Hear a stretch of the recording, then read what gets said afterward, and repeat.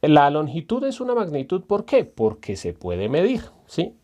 ¿Cuál es el símbolo para la longitud? En física el símbolo es la X y la unidad en el sistema internacional son los metros, ¿sí? Por ejemplo, la longitud la podemos medir en metros, en centímetros, en palmos, en pulgadas, ¿sí? Hay muchas unidades de medida, pero la unidad especial para en el sistema internacional son los metros. Entonces, cada magnitud se puede medir, tiene su símbolo y se puede medir dependiendo de la unidad que se dé, ¿sí? El tiempo es otra magnitud. ¿Por qué? Pues porque el tiempo se puede medir. ¿Cuál es su símbolo? La letra T y la unidad en el sistema internacional son los segundos, ¿sí?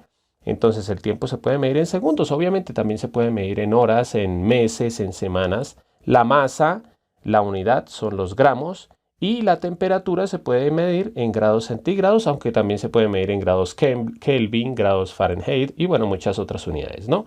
Entonces, por ahora quedémonos con que las magnitudes son todas las que se puedan medir, como estos ejemplos. Ahora, las magnitudes se dividen en dos. Primero, las magnitudes escalares. ¿Cuáles son las magnitudes escalares?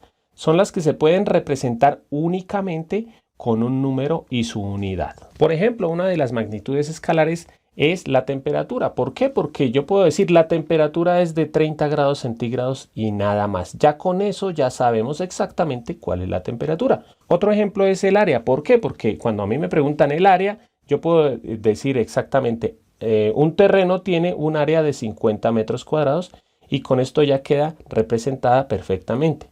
La masa, yo puedo decir 12 kilogramos y 12 kilogramos es aquí y en cualquier país. Ustedes pueden ir a cualquier país y dicen 12 kilogramos y cualquiera les va a entender. O el tiempo es una magnitud escalar. ¿Por qué? Porque se puede expresar con su número y su unidad. Sí, en este caso la unidad que yo utilicé fueron las horas. 5 horas es un tiempo que cualquiera entiende, ¿no?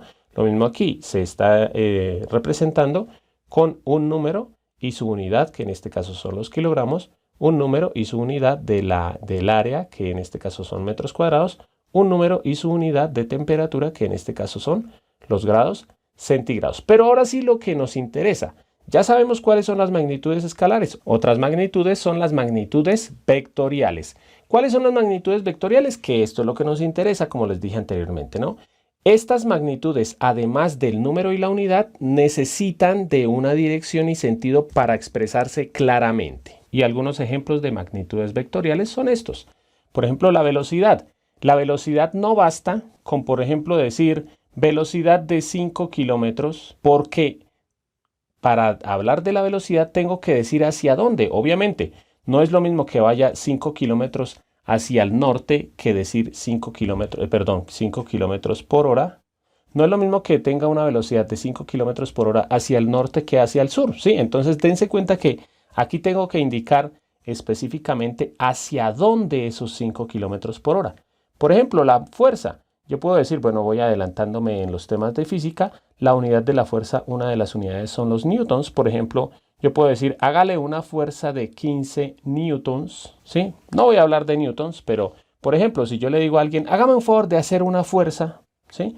Tengo que decirle hacia dónde hacer la fuerza, ¿sí? Si yo quiero correr, por ejemplo, una mesa, no es lo mismo que yo le haga la fuerza hacia la izquierda que hacia la derecha, o que hacia adelante o que hacia atrás. Entonces, para la fuerza necesitamos, además del número y de su unidad, necesitamos saber una dirección y un sentido hacia dónde se va a aplicar esa fuerza.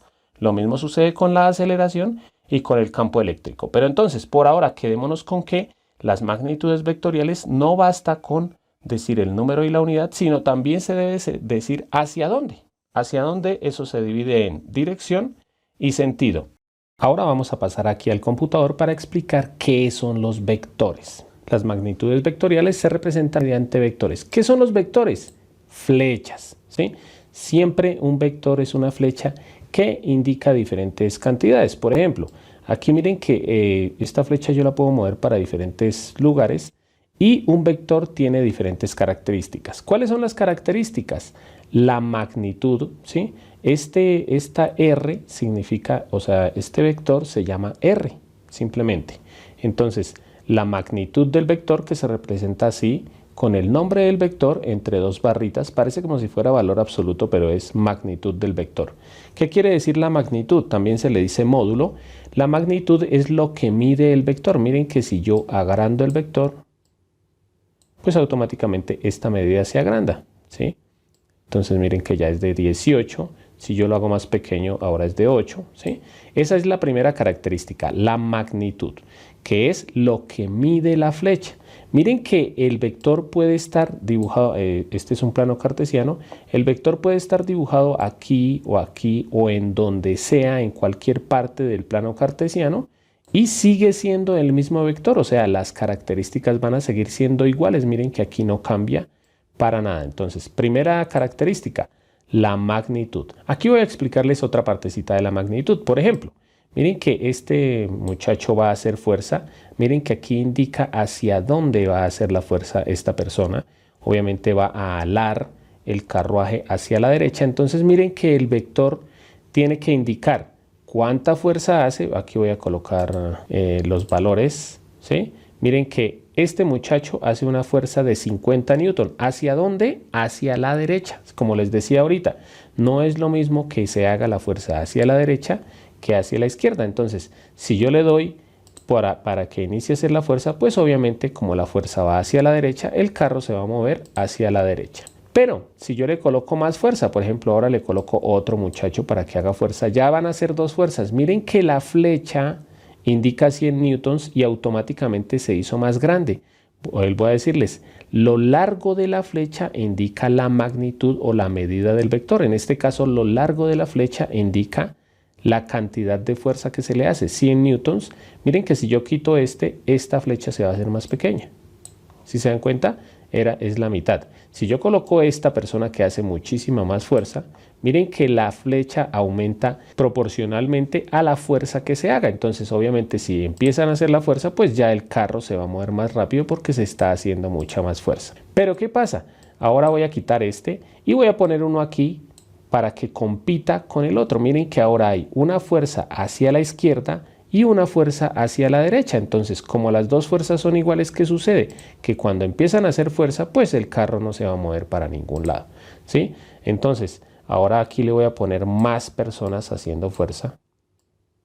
Y miren que automáticamente la magnitud del vector, o sea, lo largo del vector, pues obviamente va a aumentar porque hay más fuerza hacia la izquierda. Y obviamente como hay más fuerza hacia la izquierda que hacia la derecha, pues el carruaje al final va a terminar yéndose hacia la izquierda. Esto me va a servir para explicar en un video más adelante acerca de sumas y restas de vectores. Pero volvemos a pasar acá. Vuelvo a decirles, entonces ya sabemos qué es la magnitud. Entre más largo el vector, pues más mide, obviamente. La magnitud es lo mismo que la medida del vector. Otra característica del vector me dice hacia dónde va. Eso me lo dice el ángulo, que esto me da la dirección y el sentido. En este caso miren que el ángulo que marca aquí es 45. Voy a mover el vector aquí para que me quede pegadito aquí al eje X para que veamos cuál es este ángulo. Este ángulo es de 45, que es el ángulo que se forma entre el eje X y el vector. Miren que si yo me acerco, digamos, hago más pequeño el ángulo, miren que ya es de 15 grados. ¿Qué pasa si yo lo hago hacia el otro lado? 128 grados. Siempre el ángulo se mide con respecto al eje X. Y si yo lo hago hacia abajo, entonces ahora el ángulo va a ser negativo. Entonces, una característica, ¿cuánto mide? Segunda característica, la dirección y el sentido, ¿sí? O sea, obviamente para decir hacia dónde va el vector, tengo que decir un ángulo. En este caso, el ángulo es de 160 grados. ¿Por qué? Porque si yo lo coloco aquí iniciando en el eje X, pues el ángulo tengo que medirlo por abajo, o sea, un ángulo negativo. Pero miren que no importa para dónde mueva yo el vector, pues van a seguir siendo las mismas características, la magnitud, y este ángulo me dice la dirección y el sentido. ¿Por qué estoy hablando de dirección y sentido? Porque si yo coloco otro vector, que voy a colocarlo aquí, pero que ahora va a terminar acá, estos dos vectores tienen la misma dirección. ¿Por qué tienen la misma dirección? Porque el ángulo que forman aquí es el mismo. Bueno, este me lo dice negativo y este positivo, pero si medimos el ángulo aquí, va a ser el mismo ángulo. Pero tienen diferente sentido. ¿Por qué? Porque uno va con la flecha hacia un lado y el otro con la flecha hacia el otro lado. Entonces, las tres características de un vector: la magnitud o módulo del vector. ¿Qué quiere decir esto? ¿Cuánto mide el vector? Segunda característica, dirección, que me indica el ángulo que forma ese vector con el eje X. Y tercera característica, el sentido, que eso me lo indica la flechita del vector. Pero dense cuenta que el vector lo podemos colocar en cualquier lado y sus características nunca cambian. Esto lo vamos a explicar en un próximo video. En este video no les voy a dejar ejercicio de práctica porque eso lo